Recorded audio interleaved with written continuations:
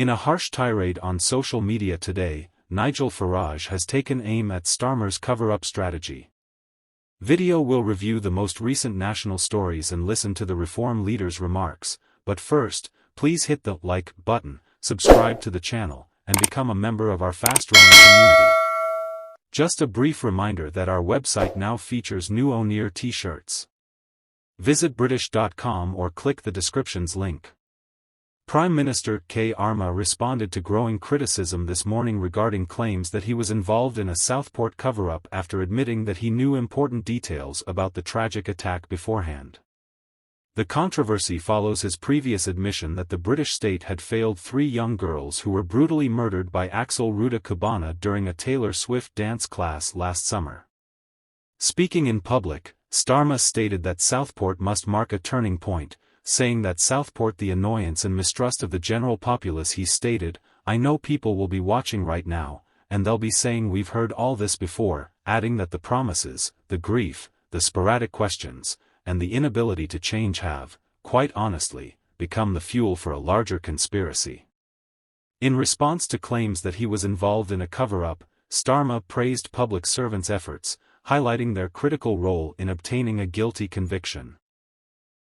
"I want to put on record that yesterday's guilty verdict only happened because hundreds if not thousands of dedicated public servants worked towards it, many of whom endured absolutely harrowing circumstances, particularly in the police and the Crown Prosecution Service. That is their job. They are brilliant at it." He went on to explain that while he was kept informed of key developments including the discovery of rice and terrorist materials in Ruda Cabana's home, he was bound by the law to withhold that information to protect the integrity of the judicial process. "It was not my personal decision to withhold this information," he said, any more than it was a journalist's personal decision not to print or write about it. "That is the law of the land, and it is in place for the reasons I've set out, to protect the integrity of the system and to ensure that the victims and their families get the justice they deserve." Starmer's comments are unlikely to quell the backlash as questions continue to swirl over the government's role and its handling of the case. His pledge for change will now be under intense scrutiny as the public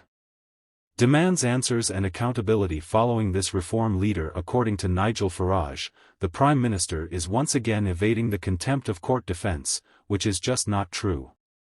The nation deserved to know the truth about this murderer and that the authorities knew about him. Even MPS was prohibited from questioning this man about his background cover-up. K convinces no one.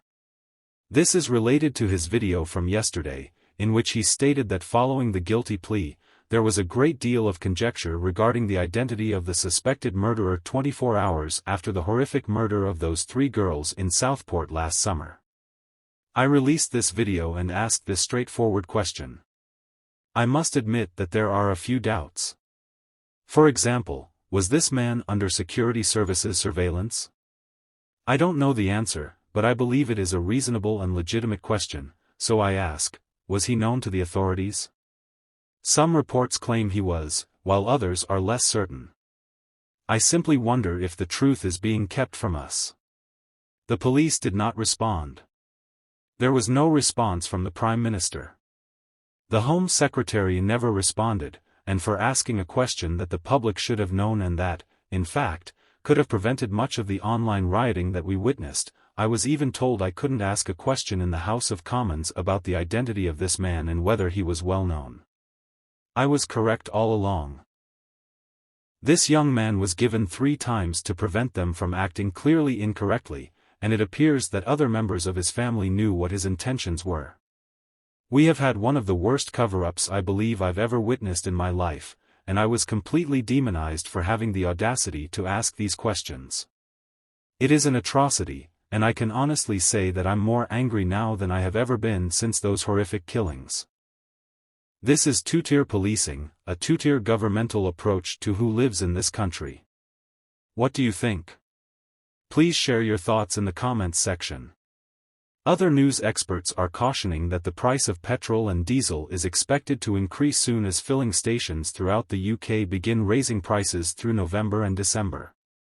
Last year, the price of Brent crude oil, one of the main factors influencing the price of petrol and diesel, remained stable between £58 and £61 per barrel, despite the hope at the end of the year that prices would remain stable or rise again. January has already seen a big change, with Brent crude oil hitting $66 per barrel earlier this week. This has caused shockwaves in the oil industry, especially as the US dollar has strengthened against the British pound, which has caused the price of gasoline to drop from 1 to 1. At the moment, a liter of gasoline at the average filling station costs $137, which is an increase of almost 1 penny compared to the beginning of the year. More concerningly, wholesale prices of diesel have over the next 7 to 10 days, pump prices, particularly for diesel, are probably going to increase. According to research, a startling 7 times as many petrol stations have raised the price of diesel than those that have dropped it in the last 2 weeks, and 4 times as many filling stations have raised the price of unleaded petrol than have lowered it since the beginning of January. With the addition of petrol prices, there is now more fluctuation in prices among stations, which is partly because to the varying time frames at which they adapt to growing wholesale costs are causing local pricing to become more variable. The ability to set prices at more competitive levels and allow drivers to use the Big Four supermarkets' loyalty programs and coupons is an additional advantage for supermarkets. Despite beginning the year as the most expensive large store, Tesco has maintained diesel pricing consistently, making it the cheapest presently. Asda is now the second most costly supermarket for fuel due to pump prices rising by an average of 0.6p per litre. Morrisons has maintained its position as having the lowest prices for unleaded E10 petrol, despite the fact that the gap between supermarkets has narrowed significantly. At the beginning of the year, Morrisons was, on average, half a penny cheaper per litre than Tesco, but this has since dropped to less than 0.2p. The price of fuel is a concern for many workers, and it is hoped that the Fuel Finder tool will be released before the end of the year, with budget documents estimating that it could save drivers between 1 and 6p per litre. What do you think of what we covered in today's video? Please share your thoughts in the comments section below, and if you haven't already, please like and subscribe to the channel for more British content.